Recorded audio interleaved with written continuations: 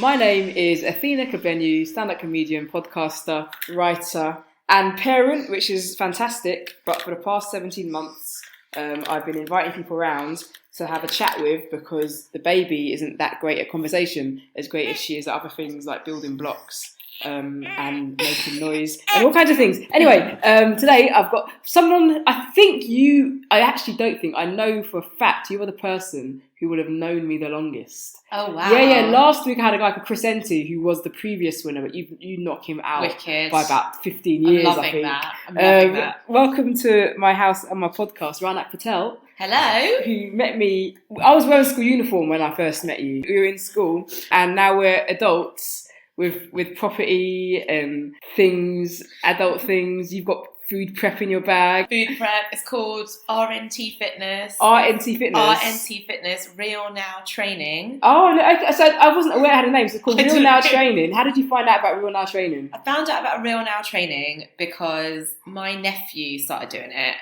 and suddenly he went from this kind of like sloth-like creature to actually having some energy. And I was like, what have you been up to, mate? And he was like, Real Now Training. Okay. I was like, I'll do some of that.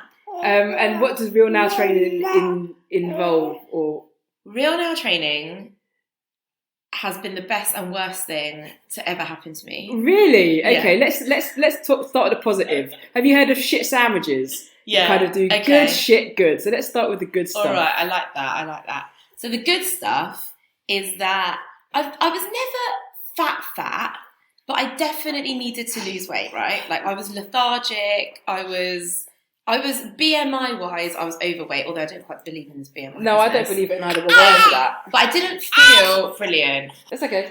Now the baby, now that I've said RNT, is squirming because she can understand the shit bit of the sandwich that's going to be coming up soon.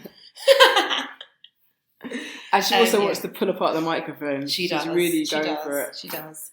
Yes. So the good bit is that actually I feel really, really healthy. I've got a lot of muscle. Okay, the best thing that happened the other day was I've now learned to navigate the weight section of the gym. Okay. So all the muscle Marys are in there. Yeah. I'm like, it's just for people, because we're listening, it's not telly. I'm 5 foot.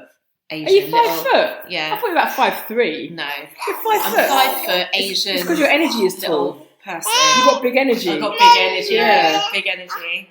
But obviously going to the weight section as a little short ass was really, really intimidating. Now what happens is I stroll into the weight section, I know exactly what I'm doing. Went over to the leg press, which is the thing that you obviously press the leg, the plate, and you have to put these massive like weights on the side, and they're all like 20 kg. So this guy, I was waiting for him to get off of the leg press. He was pressing 80 kg. When it was my turn to go on, he went, oh, let me just wipe it down for you. I was like, yeah, kid, okay, cool, thanks. Like, what have you been doing on it? But okay. Wipes it down and goes, oh, and I'll take the plates off for you. And I was like, no, it's cool. Can you add 2 on?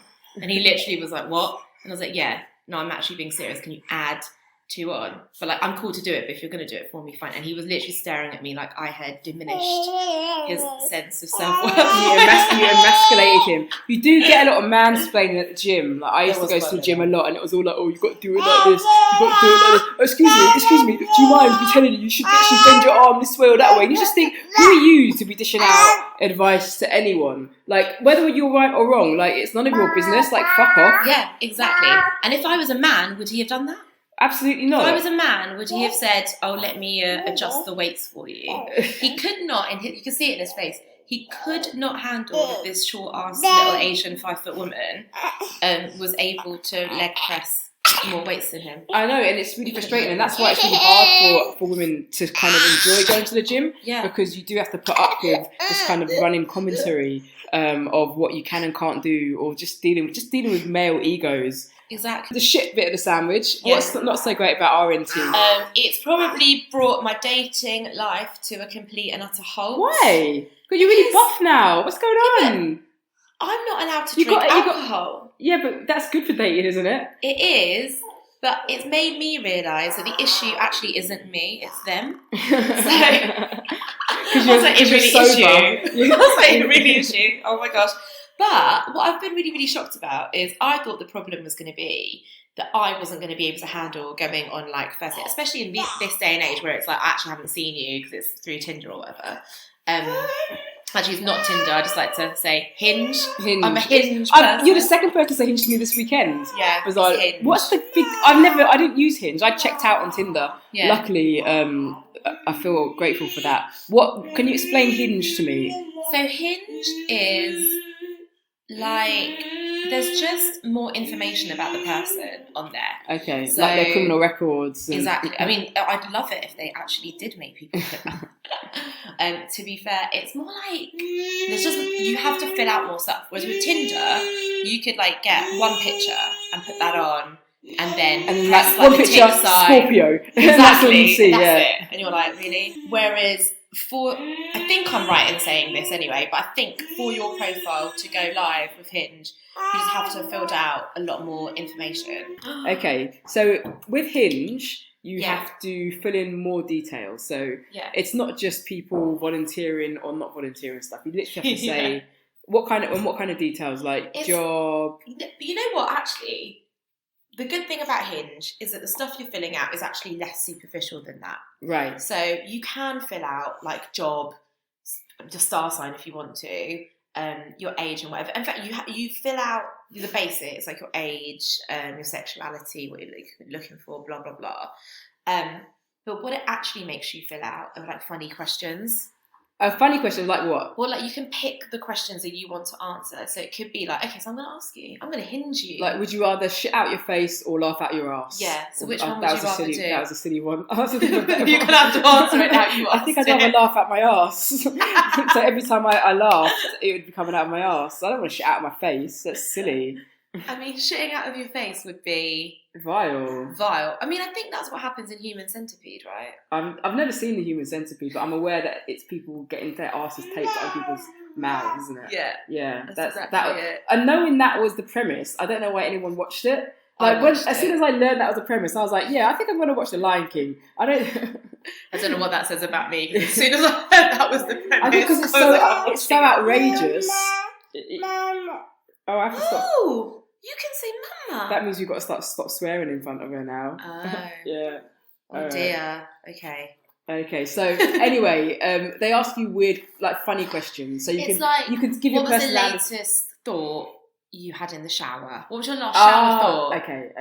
I'm still trying to understand how getting fit and healthy and stopping drinking has affected your dating negatively. So I thought the way it was going to affect it was, I need a glass of wine when it's somebody that I've not met. Right. Just to help, like, feel more comfortable and just break down those walls immediately, right? So I thought the issue was going to be with me. For a while it was, because I just didn't feel brave enough to go on a date without having a drink, which made me realise how important it was that I really did try to stop drinking. Yes. Because I wanted to become the kind of person that was able to communicate without having to have a glass of wine. But what I realised was I became good at that, and the people I was going on dates with could not handle it. Because they wouldn't drink. Okay. Yeah, and I'm like, I'm not judging. I'm just saying I'm not having a drink. You can have 10 if you want. We live in a really weird culture, whereas if you say you're not drinking, people are like, oh my God, are you diabetic? And it's like, no, well, I'm not drinking. Yeah. They're either like, oh, you've either been an alcoholic, you've got a major health problem, or you're not a fun person. And I'm like, really? Could you not just put on your Hinge profile, oh, I don't drink, and attract other non-drinkers? Yeah, that's true. But the thing is, I do drink. It's just that I'm just on this fitness plan at the moment. So you have to be teetotal for certain just periods. At the moment, yeah. And like, I do drink, but I'd rather it wasn't on every date I went on. So it's more like, I'm going to drink on a special occasion. It's your birthday. I'll have a drink. Do you enjoy dating? At the moment, no. I find it a bit of a chore. What do you find the most boring about it? And I'll volunteer some of my own information. Yeah. What happened with me is I ended a relationship that was fairly long. I think 36 eggs. Yeah. Man, I was counting eggs. I was at that age that I was counting eggs, wasn't it? Yeah. And I started using Tinder because I was because it's the easiest way to meet people. Yeah. And I met a lot of people. And what I found was everybody I was meeting wasn't right for me in a really fundamental way. Not in a, I'm being fussy kind of way, but, you've got 3 children by 3 different people. That's not a problem, but I didn't feel like I could handle that, or maybe they weren't necessarily on my level in terms of education and job and ambition, which I think is important when you're looking for like a long-term partner. Yeah. So I definitely found it hard to meet just basically other professional men. What's your experience of dating? Is that similar? I think so. I think what it is that it's such a superficial way to date. And don't get me wrong, I think in this day and age, there's loads of positives, right? In terms of just being able to date, numbers game-wise, it's brilliant. And I know so many people who've met their partner and have got great relationships, having met via like online dating sites. But it can be soul destroying because you are essentially judging somebody off of their picture and like fairly superficial information. Yes. And that doesn't come naturally to me. I don't like it. It's not how I operate in my life. I find if anyone, the idea that people are judging me like that is quite sad. And then it was making me feel a bit rubbish that I was judging other people like that. So I think there's boundary, like do it for a while, but for me it's like get off that app as quickly as possible. Yeah. And also try and, this whole thing of like lower your standards, I don't believe in that's not about lowering your standards. It's actually about broadening them. Yes. Everyone's like, oh my god, you're lowering your standards now by going on a date with this guy, blah blah blah. I'm like, no, I'm not.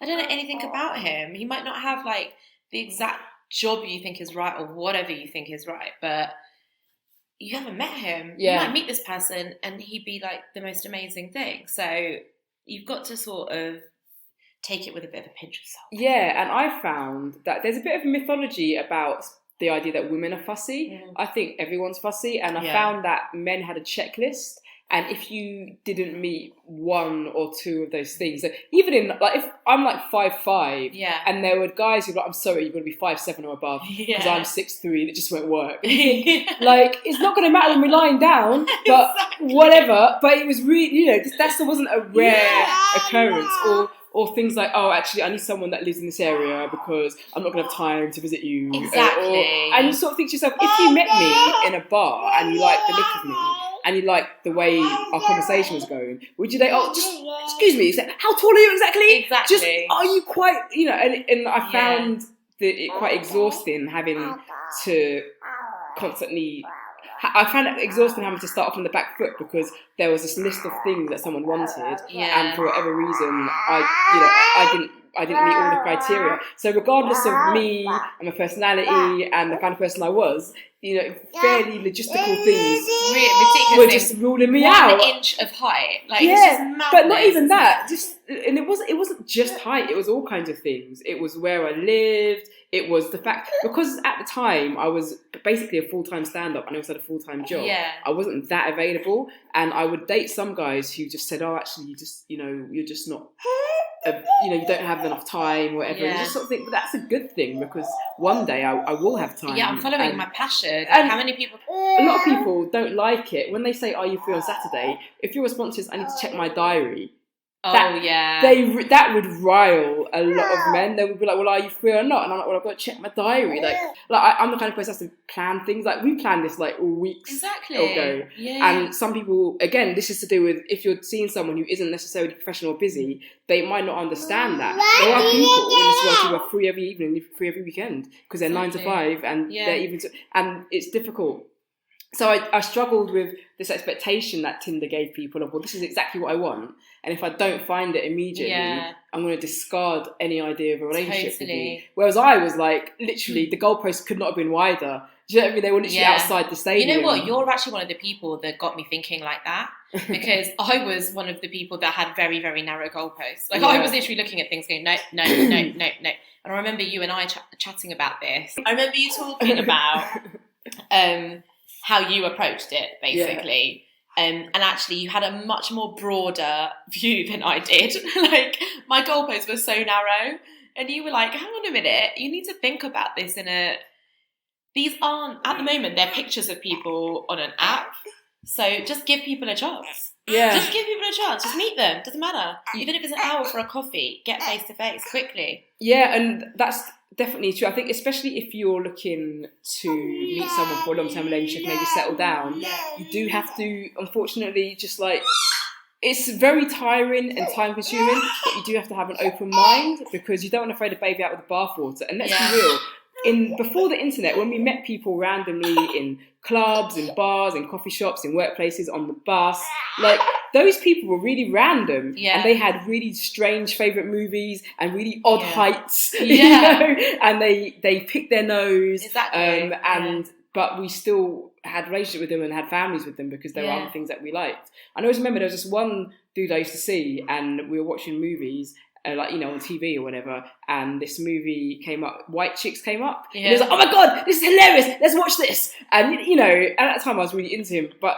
like, if he'd said on his Tinder profile, White Chicks is my favourite movie, I would have been like, next, you know, this is, but you give someone a chance because you've gotten to know them on you've got context. You've got context, exactly, and it's okay for someone to be a bit shorter than you, or to have shit taste in movies. Exactly. Online dating makes people feel like they're not multifaceted. Yeah. You know, like you can meet someone who is not on the surface something you'd be into, but then on Tuesday they are, because they're multifaceted and they change. Yeah, completely. So because you can't drink, you're meeting people who do drink, and it's hard to tolerate. They're finding it hard to tolerate me. Oh, okay. So they can't tolerate that I'm not drinking. They are so intimidated by it. I think they're intimidated because they think that me not drinking is me making a judgment on them drinking, which it isn't. So that's their own neurosis. Yeah, which I often have as a vegetarian. I used to get it all the time. Oh, I eat fish, and people are like, well, I'm just going to order chicken then. It's like, order the chicken. Do you know what I mean? It's not a police state. I didn't tell you that I was vegetarian to put you down for some weird reason. You've got your opinions, I've got mine. Even my mum does it. She's always like, I could never give up chicken. It's like, I know, like, that's fine. I didn't ask you to. I just don't eat it. Yeah, it's like, people get quite defensive. They get so defensive. I'm like, oh my gosh. They either get really defensive or they start trying to justify how they're cutting down their own meat. Actually, like, you know, I had a corn burger the other day. I'm not one of those vegetarians that likes to sit and talk about being a vegetarian. Yeah. So I try my best to avoid that conversation because I know it will either turn into them feeling offended because they think somehow my very presence as a vegetarian has offended them, or they have to prove to me that they're like what they think is a good person, and I'm like, I am just vegetarian. There's probably a load of things that I do that I don't recycle properly or whatever, and you really recycle a lot. Like, it's fine. Yeah, omnivores are very like, they're like snowflakes. Do you know what I mean? They're like the original snowflakes. They can get quite defensive.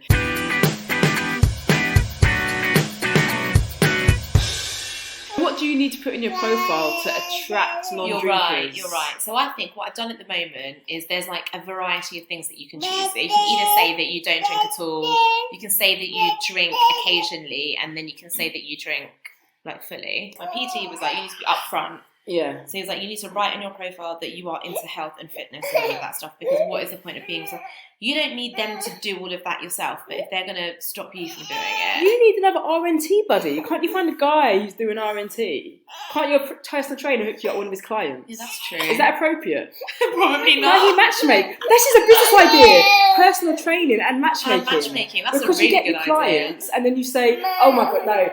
The copyright Athena, this is amazing. This is going to work. Copyright Athena. You get your clients who you're training individually. Yeah. And you think, actually, you know, Rahnak, I've got this guy who's really nice. You know. Good idea. So first up, you've got to ask a trainer, look, is there a dude you're training that is up for it? Yeah. But maybe true. Use different, don't say up for it. Get fit and then get something else. Well, then no one would get that, because like I don't think anyone other than Match our fitness. age used fitness. Match fitness. That sounds fitness. Match fitness. Match fitness. This is a really good idea. That's and a friend of mine just became a PT. So I'm going to ask him if he's got single clients. This is very clever. I like this idea. I won't say names, obviously, but one of my really good friends got married to her personal trainer. They just had a baby. Isn't that the dream? It's a dream, isn't it?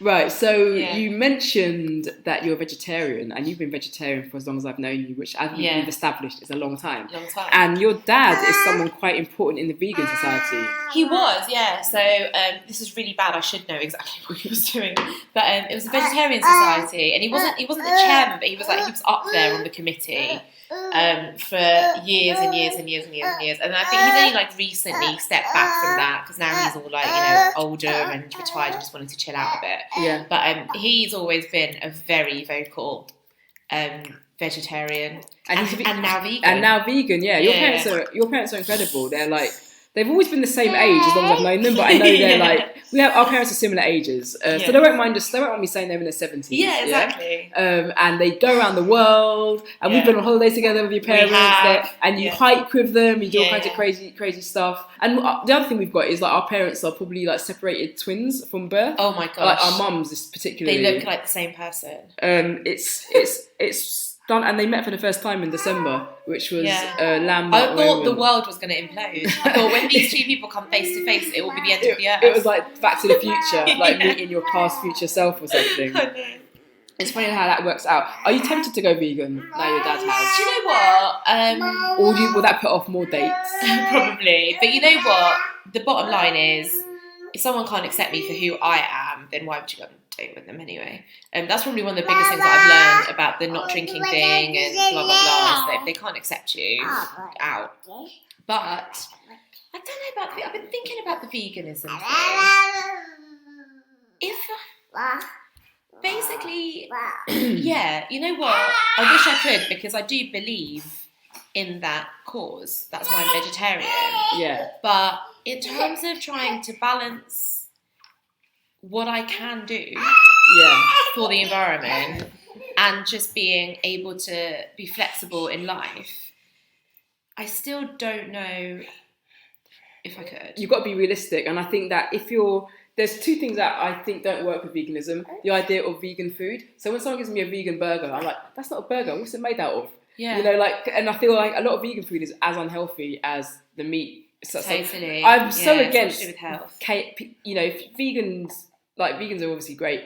And veganism, I think, actually on paper makes sense. But if you go to KFC and eat that vegan burger, like KFC are responsible for the slaughter of like millions of chickens every day. So you're giving your money to them.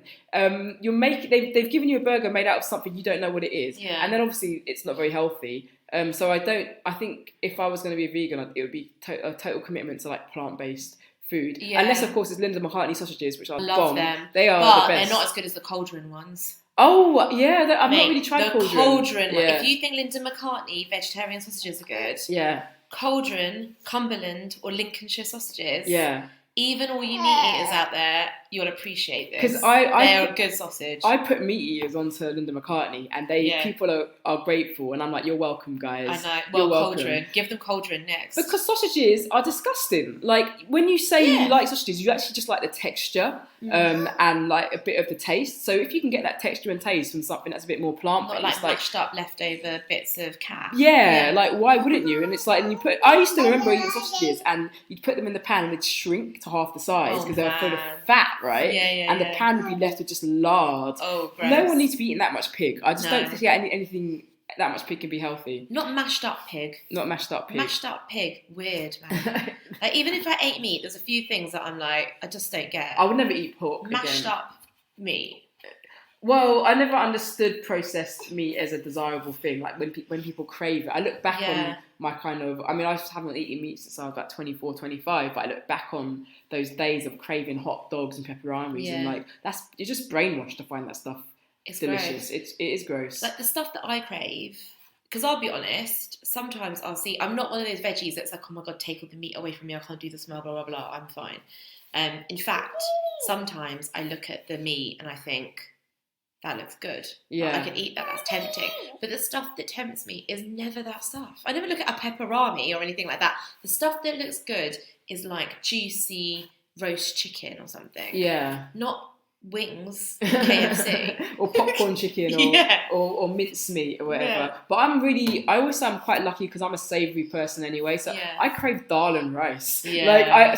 My instincts already are aligned with fairly like healthy eating or meat-free eating. If you crave cheesecake and hamburgers, it is a harder step. But I love my mum. I went to my mum's house the other day and she made like a spinach stew and like a chickpea curry, and I'm just like, this is heaven. That's heaven. I want nothing else. Would you say that your cravings are down to the way in which you were brought up in terms of food and your mum's cooking? Yeah, because we mostly had home cooked food. Yeah. But we ate a lot of meat. My mum, it was very important but the meat was never.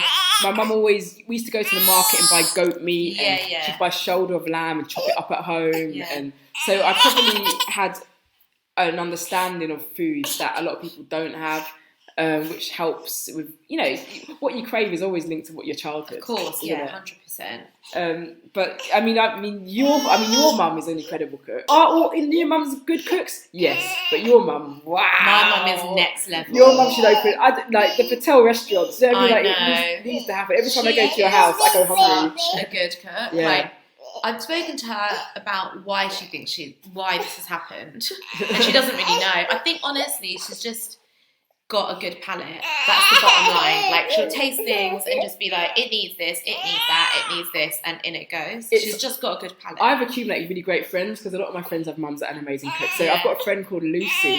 Her cooking, her mum and your mum used to do like a kind of a cook-off. Oh wow! And we would all benefit from that cook-off. Do you know what I mean? Like, we would all benefit. My friend Lucy's mum makes food that's so good. Years ago, when I had a flat warming, ages ago, and I bought my flat. I remember that. I was there. So she made these rotis, right? Yeah. And they were so good. My mum thought I'd bought them. They were so perfectly round and so soft.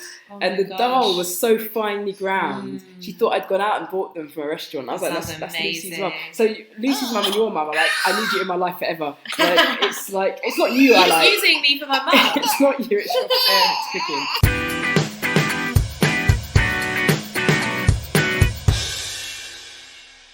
Before we wrap things up, I want to talk quickly a little bit about what you do for a day job.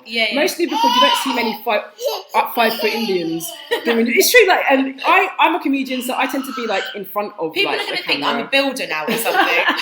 You don't see many 5 foot Indian women doing. What could it be? We should just leave it there. Let people guess. What do you do for a job? So I work in telly, but what I do is I'm a head of development. So I am coming up with the ideas for new TV shows and then trying to get them commissioned. Basically. Right, and how long have you worked in TV for? Oh man. Oh, it feels like forever. With my age. No.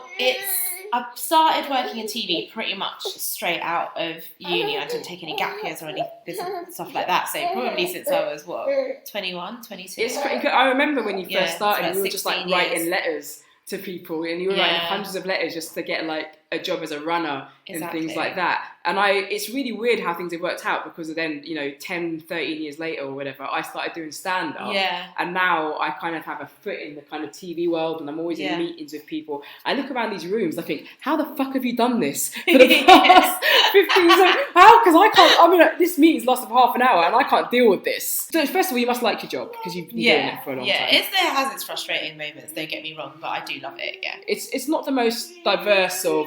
And by diverse, I don't just mean race, I mean class. Totally. I mean, it feels like everyone comes from the same village sometimes. It really, they literally do. They all come from Highgate. And they all live in Peckham. They all come from Highgate and they all live in Stratford and Peckham. And it's weird that it's in front of us how closed the industry still is. I know. But how difficult it is to do anything about it. And then when you're in it, people are like, well, you do something about it. So it's not my job. Just I'm doing something about it by being here right now. Yeah. I find TV very frustrating, and I'm always amazed that I've got talked myself into the rooms that I've talked myself into. But then when I'm in the room, I'm not surprised that a lot of people then talk themselves out. Of course they do. It's really, really hard, and it definitely needs to diversify. I know that lots and lots of companies, I know it's on the radar of all companies, but I'm just like, what can be done to get this issue moving faster? But for me, it's more serious than that. So I think now in the culture of kind of like social media and where things are a bit more exposed, we need to get better and more informed voices in TV more than ever. So not just in kind of entertainment, but with news. The reason why we're seeing so many mistakes in the news, like for example, the wrong picture being put out of like, okay, they did it with Kobe Bryant, they've done it with Rhoda Davis, and things like, I mean, I've actually spoken about this on another episode, but last week, there was a question time episode where a woman just went on a really ridiculous rant about immigration and Brexit, and the 6th, 7th clip was just put out.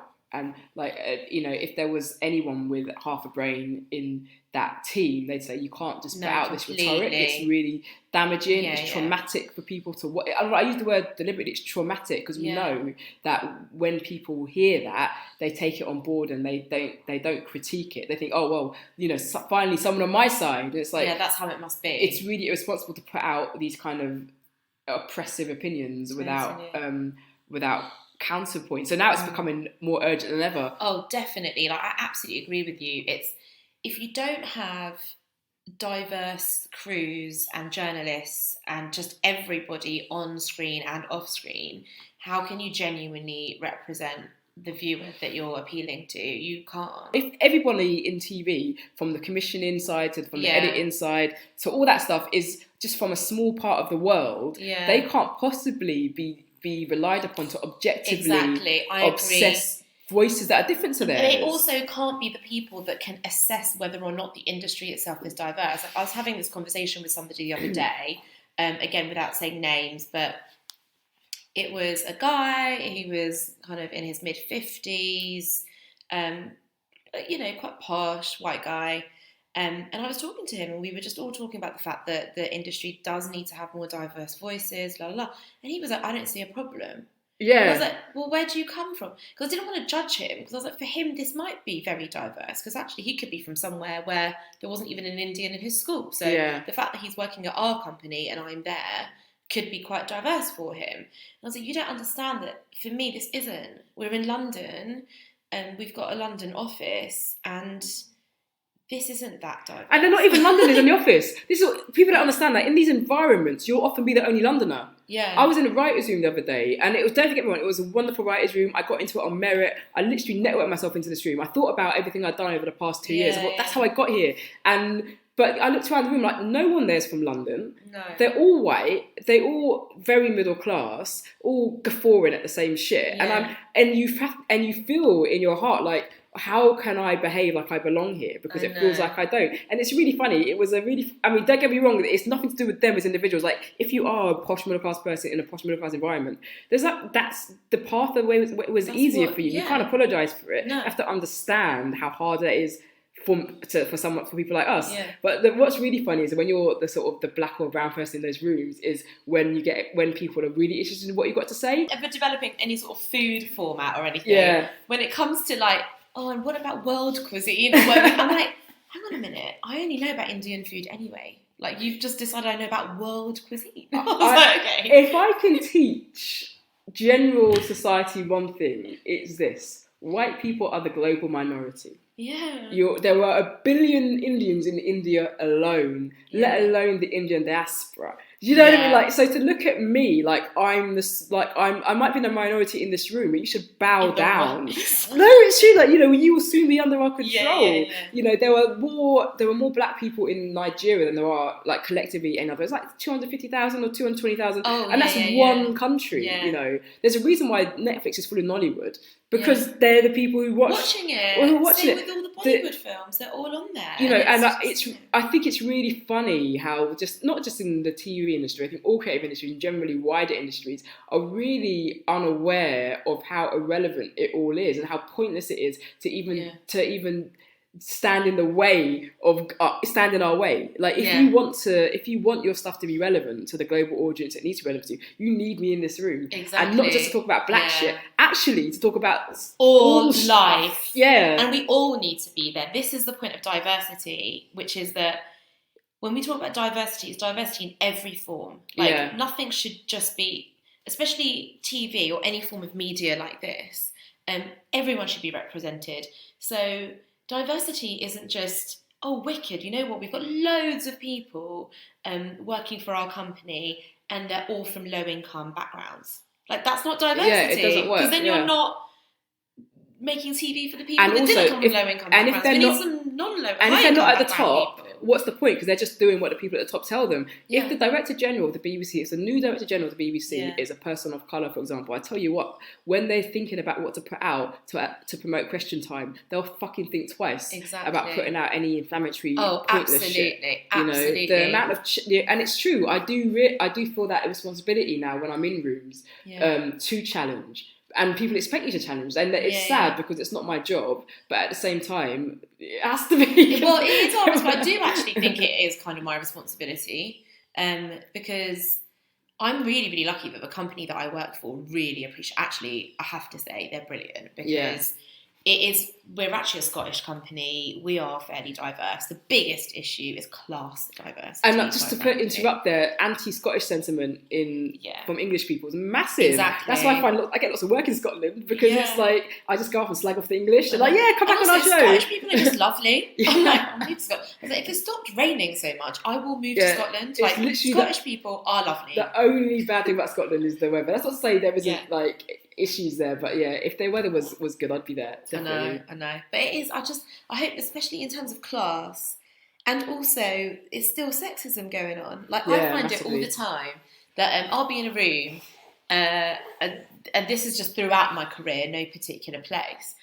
If we suddenly start talking about engineering or history, they turn to the guys. You've made an assumption that because I'm a woman, but if it's anything to do with lifestyle or a dating show or a property format, they will look at me. Yeah. And I'm like, you know what?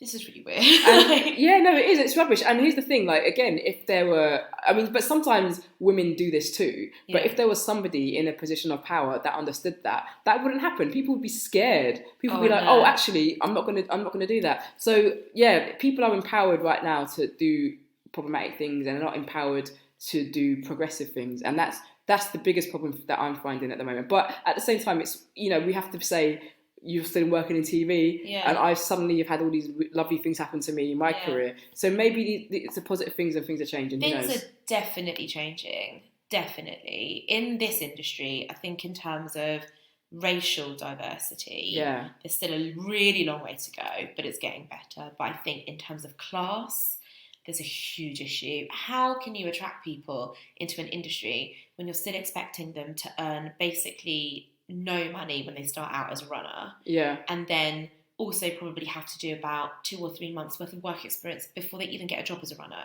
Yeah. You are discounting so many people because they physically cannot afford to do that. And just to be clear, like when you run, you're making teas and you're getting people's lunches in.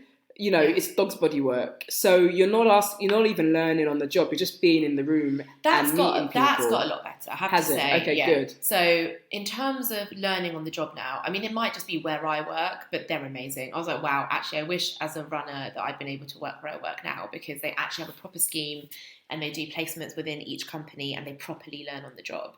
It's asking somebody to work for that amount of money and asking someone to try and get in with work experience. It's like, we've all got to do work experience at some point, no matter what you're doing. But in this industry, it's months of work experience. I had to do something ridiculous, like 4 or 5 months of work experience. Yeah. And when the hub of the industry is still, they're doing a good job. Channel 4 have moved to Leeds, the headquarters moved to Leeds, which is brilliant news. But when still the majority of the industry is run out of London, where rents are sky high, how is somebody from a low-income background who has so much bags of talent meant to get into the industry when you say you've got to move to London, pay crazy rent, and then you've got to do a month's worth of work experience? You can't do it. It doesn't work. So until it changes fundamentally, the shape of these rooms isn't going to change, and that's why I have these meetings, and after half an hour I need to get out.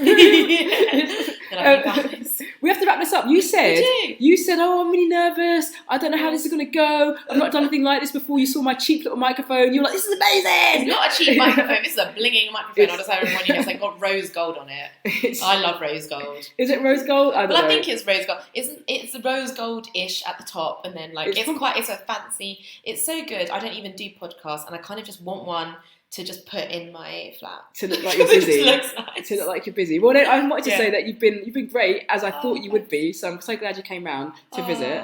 We were going to take a walk, but the little one has fallen asleep. She's snoozing. She always falls asleep at the end. She's been screaming the whole way through. Yet again, she's fallen asleep at the end. Oh, she's so cute. Look at her. She's a cutie pie. This has been thank you for having me. And thank you for the flowers. FYI, not many guests bring me flowers. All right, so you brought me flowers. That's lovely. Good.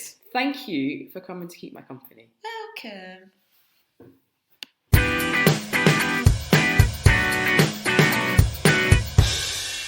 So that was my friend Rahnak Patel. Isn't she fantastic? You will notice a little theme from my podcast and the guests that I select. I like doers and not just talkers, because I'm a bit of a talker, and she's definitely a doer. One day she was like, you know what, I want to work in telly, and here we are almost 2 decades later. She won't mind me saying that. Almost 2 decades later, she's had 2 decades in TV, and she's doing amazing. Head of development at some big old TV company. She's a wonderful person, and I'm so lucky to call her my friend, and we have 20 more years of just being cool together, I think, hopefully. Anyway, if you enjoyed this podcast, and if you want to keep up to date with what Rahnak's up to, she's on Instagram. Her name's Rahnak Patel, and her Instagram handle will be in the description of this podcast as well. So if you want to just keep up with what she's doing, find her on social media and say, hello, I'm Athena. I'm a stand-up comedian and a writer. So if you want to see what I'm doing outside this podcast, social media is the best way, because I never update my website. So Twitter, Instagram, Facebook, I'm all up on those things. And I update them regularly with opinions and gigs and things like that. If you want to come see me in real life, I hope you have enjoyed this podcast. If you have, do what you normally do, a podcast that you like. Comment, share, subscribe, tell your friends. If you're on public transport right now, nudge the person to your left and say, hey, I'm listening to a very cool podcast. Why don't you get involved? If there's no one to your left, how about you look to your right? If there's no one to your left or right, look, count yourself lucky, put your bag down and just relax. You have no challenge. Do it next time you're on a tube that is quite busy. That's the end of this podcast. I hope you've enjoyed this episode, and we will catch up next time.